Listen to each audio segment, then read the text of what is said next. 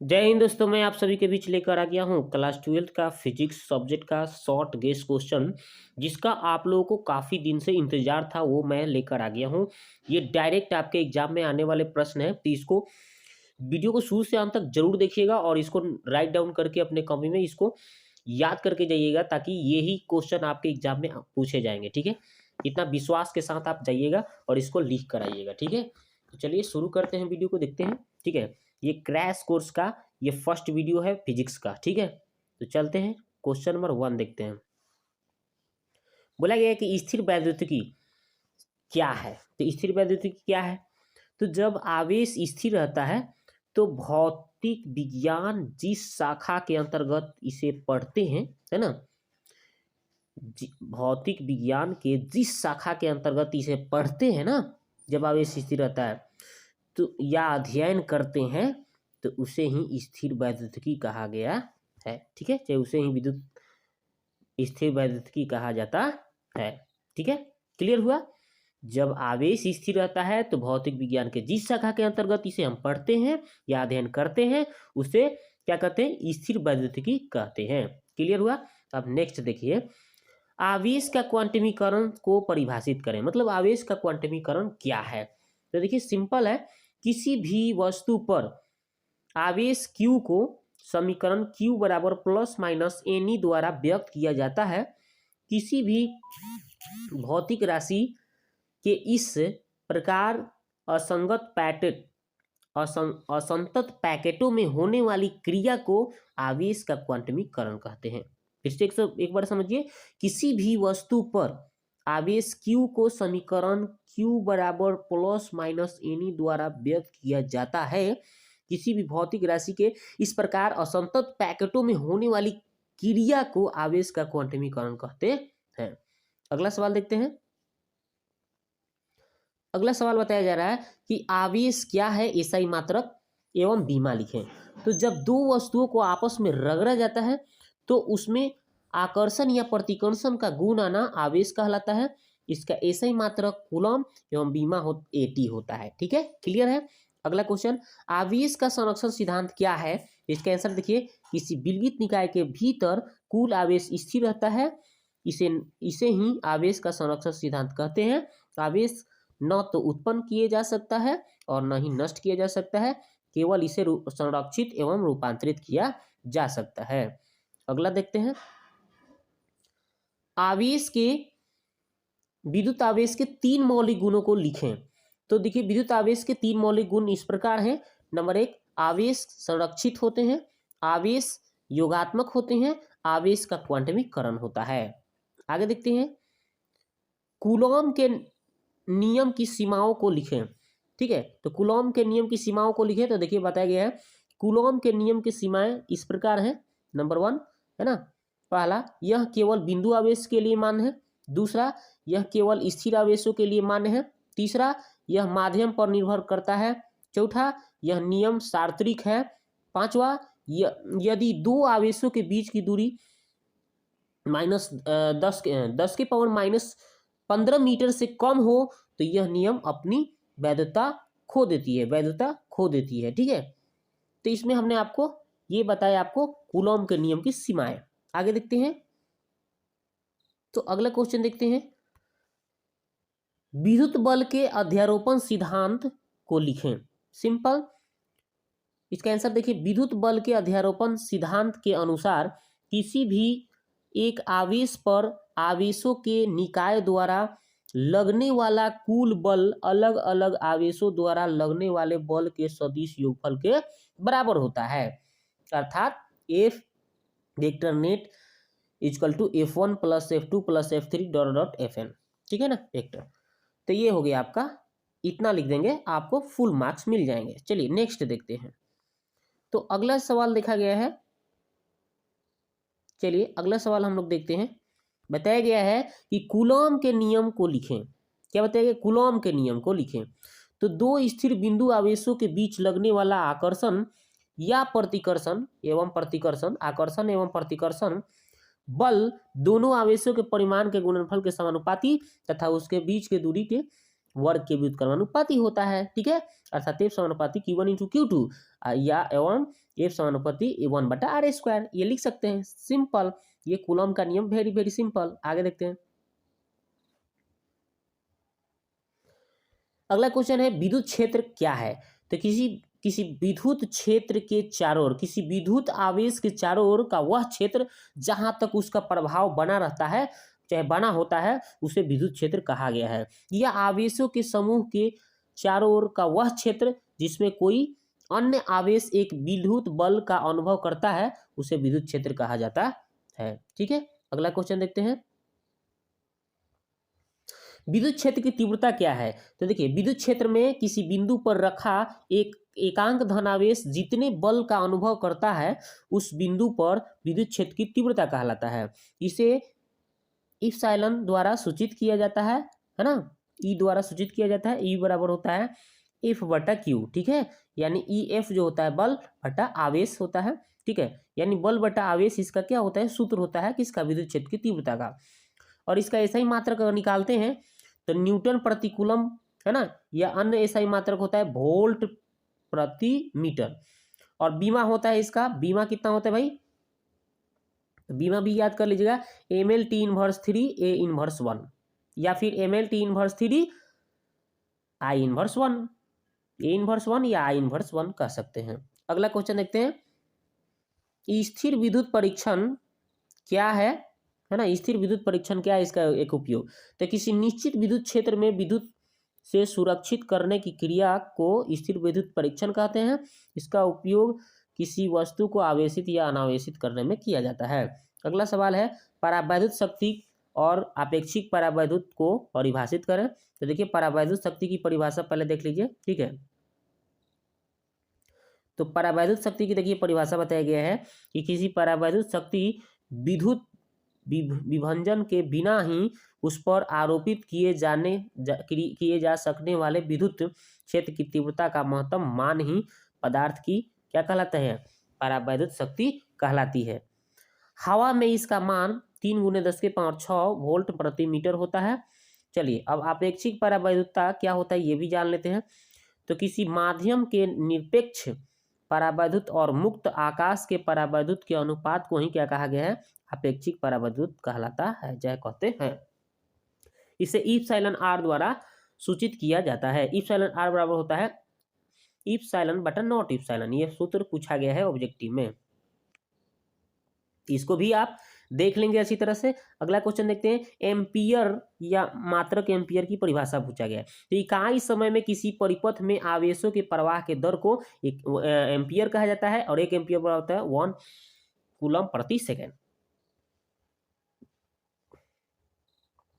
चलिए, अगला सवाल है, दो विद्युत बल रेखाएं एक दूसरे को नहीं काटती है, क्यों। तो दो विद्युत बल रेखाएं एक दूसरे को नहीं काटती क्योंकि यदि ये परस्पर एक दूसरे को काटेंगे तो कटान बिंदु पर दो स्पर्श रेखाएं के परिणामी क्षेत्र को व्यक्त करेगा, जो कि असंभव है, अतः यह गणितीय रूप से भी मान्य नहीं होगा। ठीक है, अगला चलिए, अगला क्वेश्चन है, लॉरेंट्ज बल क्या होता है ये जानते हैं। तो जब कोई आवेश किसी चुंबकीय क्षेत्र में गति करता है तो उस पर एक बल कार्य करता है, जिसे हम लॉरेंट्ज बल कहते हैं। ठीक है, जिसे लॉरेंट्ज बल कहा जाता है। इस बल का नाम इसके खोजकर्ता डच भौतिकविद हेनरिक लॉरेंट्ज के नाम पर रखा गया। क्लियर। तो लॉरेंट्ज बल क्या होता है, तो याद कर लीजिएगा कि जब कोई आवेश किसी चुंबकीय क्षेत्र में गति करता है तो उस पर एक बल कार्य करता है, जिसे लॉरेंट्ज बल कहा जाता है।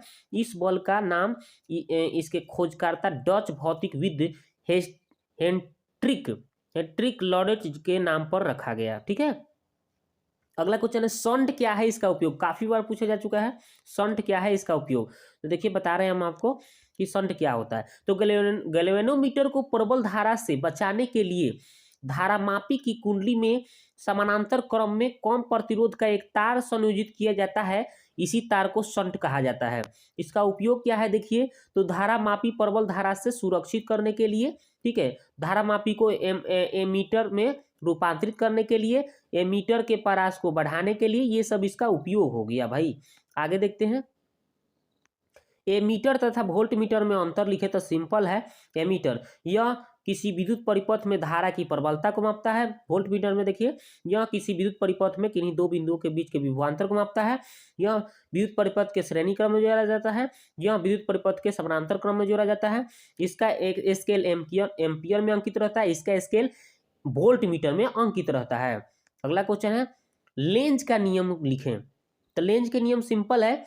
लेंज के नियम प्रयोग विद्युत बल की दिशा ज्ञात करने में किया जाता है। इसका नियम इस प्रकार है। नंबर 1, किसी भी परिपथ में प्रेरित धारा या प्रेरित विद्युत वाहक बल की दिशा हमेशा ऐसी होती है कि वह उस कारण का विरोध करती है वह जिस कारण से उत्पन्न होती है।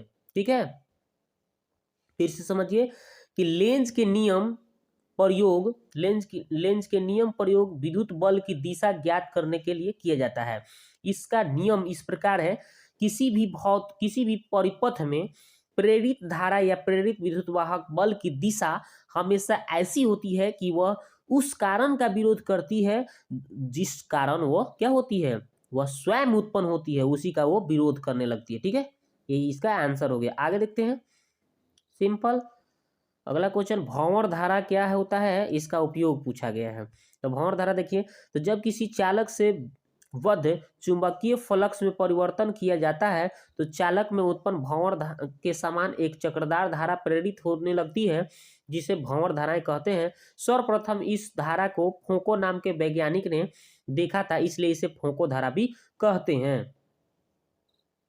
अगला क्वेश्चन है कि स्वप्रेरकत्व क्या है, इसका ऐसे मात्रक एवं बीमा बताइए। तो यदि किसी कुंडली में बहने वाली धारा एकांक हो तो कुंडली से बद्ध चुंबकीय फ्लक्स ग्रंथिकाओं की संख्या को स्वप्रेरकत्व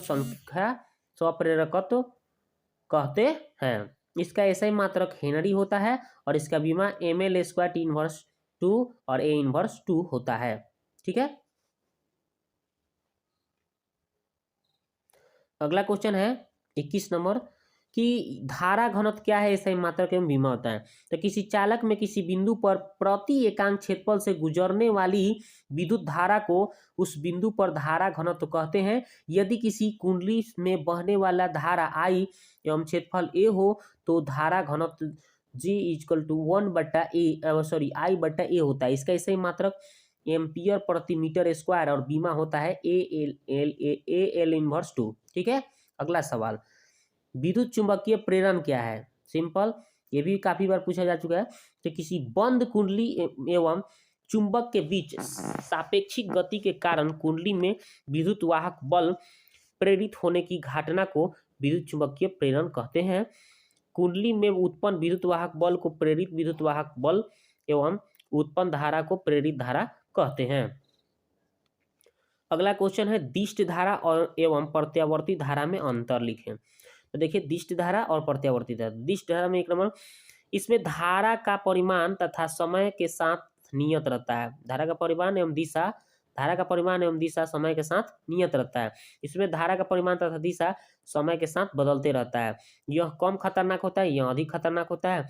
यह धारा के चुंबकीय प्रभाव पर कार्य करता है, यह धारा के ऊष्मीय प्रभाव पर कार्य करता है। बस हो गया।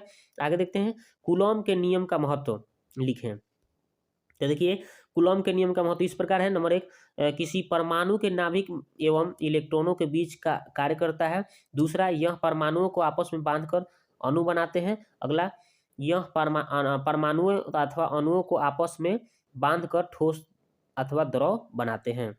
अगला क्वेश्चन देखते हैं, संधारित्र कितने प्रकार के होते हैं, नाम लिखें।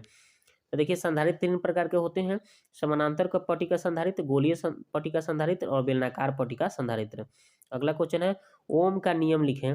सिंपल, यदि किसी चालक के ताप में परिवर्तन न हो तो उसमें प्रवाहित धारा उसके सिरों के बीच आरोपित विभवांतर के समानुपाती होती है, अर्थात I समानुपाती V या I = V/R, जहां R एक नियतांक जिसे चालक का प्रतिरोध कहते हैं। सिंपल, आप तो 10 क्लास में भी इसे पढ़े थे। अगला क्वेश्चन है विद्युत क्षेत्र रेखाएं क्या है, चाहे विद्युत बल रेखाएं क्या है, इसके गुण को लिखें। तो विद्युत क्षेत्र में एकांक धनावेश जिस पथ पर गमन करता है उसे विद्युत क्षेत्र रेखाएं कहते हैं या विद्युत बल रेखाएं कहते हैं। इसका गुण इस प्रकार है, यह धन आवेश से उत्पन्न होता है और ऋण आवेश पर समाप्त होती है। इसकी किसी बिंदु पर खींची गई स्पर्श रेखा उस बिंदु पर विद्युत क्षेत्र की दिशा बताती है। दो विद्युत क्षेत्र रेखाएं एक दूसरे को नहीं काटती है, यह सब इसका गुण हो गया। आगे देखते हैं, विद्युत फ्लक्स क्या है ऐसा ही मात्रक। तो विद्युत क्षेत्र में स्थित किसी पृष्ठ से अभिलंबवत गुजरने वाली कुल क्षेत्र रेखाओं की संख्या को विद्युत फ्लक्स कहते हैं। इसे इतना द्वारा सूचित किया जाता है ना, फ्लक्स, विद्युत फ्लक्स को इससे सूचित किया जाता है। ठीक है, विद्युत फ्लक्स ई बराबर ई इंटू डेल्टा एस। ठीक है, इसका एसआई मात्रक होता है न्यूटन मीटर स्क्वायर प्रति कूलम, अन्य एसआई मात्रक वोल्ट मीटर, और बीमा होता है एमएल क्यू टी इनवर्स 3 और ए इनवर्स 1 होता है। ठीक है, आगे देखते हैं, गॉस प्रमेय को लिखें। तो किसी विद्युत क्षेत्र में किसी बंद तल से होकर गुजरने वाले कुल विद्युत फ्लक्स के भीतर उपस्थित कुल आवेश का 1/0 गुना होता है, जहां नॉट इप्सिलॉन मुक्त आकाश की परावैद्युतता होता है और विद्युत फ्लक्स यानी बराबर होता है Q गुने 1/0 ठीक है, यानी गॉस प्रमेय के अनुसार ये फॉर्मूला हो गया। आगे देखते हैं, विद्युत विभव क्या है, इसका ऐसा ही मात्रक में बीमा बताइए। तो किसी विद्युतीय क्षेत्र के भीतर अनंत से इकाई धनावेश को लाने में जो कार्य का परिमाण होता है उसे विद्युत विभव कहा जाता है। इसे भी द्वारा सूचित किया जाता है। और विद्युत विभव का सूत्र होता है आपका, क्या होता है विद्युत विभव का सूत्र, इसका सूत्र होता है कार्य बटा आवेश, है ना, या V बराबर W बटा Q। इसका एसआई मात्रक जूल प्रति कूलम होता है, जिसे वोल्ट कहते हैं, अर्थात इसका एसआई मात्रक होता है वोल्ट V, और इसका बीमा होता है ml स्क्वायर टी इनवर्स 3 और a इनवर्स 1 होता है। तो दोस्तों, ये वीडियो आपको कैसा लगा, यदि आप शुरू से अंत तक देखे होंगे तो आपको जरूर पता चला होगा कि ये हमारे लिए कितना बेहतर वीडियो है और इम्पोर्टेंट वीडियो है।